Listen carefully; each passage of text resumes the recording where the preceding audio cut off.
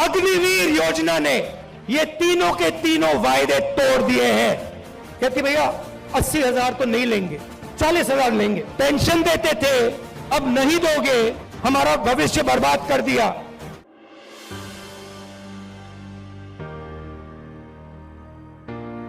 ये अग्निवीर योजना मुझे पहले समझा दो, ये है क्या?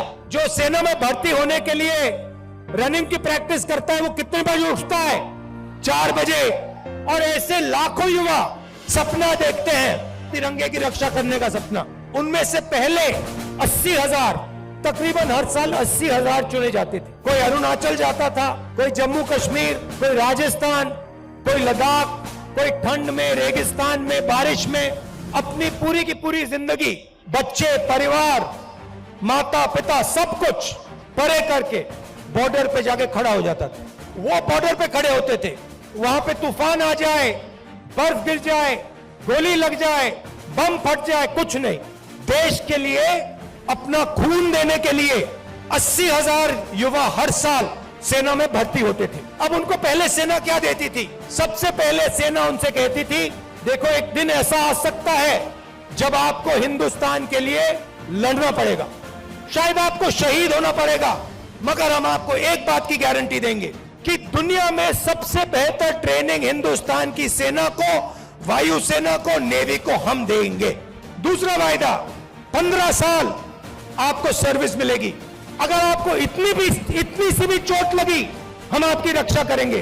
तीसरा वायदा, आपने इस देश के लिए अपना पूरी की पूरी आपने जिंदगी दी, आपने अपने बच्चे दे दिए, माता पिता दे दिए, परिवार दे दिया, अपने सारे के सारे सपने दे दिए इस तिरंगे को रक्षा करने के लिए।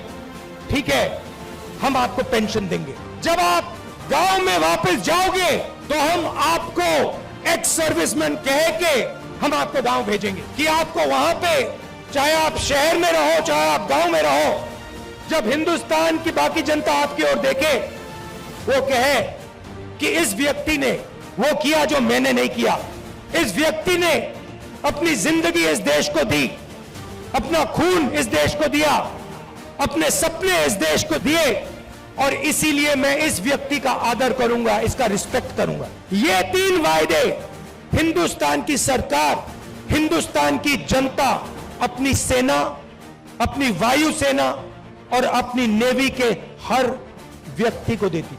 अब अग्निवीर योजना ने ये तीनों के तीनों वायदे तोड़ दिए हैं।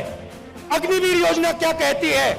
उन्हीं 70,000, उन्हीं लाखों युवाओं से कहती भैया 80,000 तो नहीं लेंगे, 40,000 लेंगे। और वो जो 15 साल की बात थी, वो जो सर्विस की बात थी, उसे भूल जाओ। 4 साल बाद हम 75% को वापस भेज देंगे, निकाल देंगे। बस 25% हम रखेंगे, 25% को हम रखेंगे, बाकी को हम छोड़ देंगे। आप लोग जाइए, बेरोजगार हो जाइए। अच्छा, जो पहले हम ट्रेनिंग देते थे, जो सैनिक को तैयार करने में 5, 10, 15 साल लगते हैं, जो टाइम लगता है उसको भूल जाइए। सिर्फ 6 महीने की ट्रेनिंग की जरूरत है, 4 साल बाद घर वापसी। पेंशन देते थे, अब नहीं दोगे।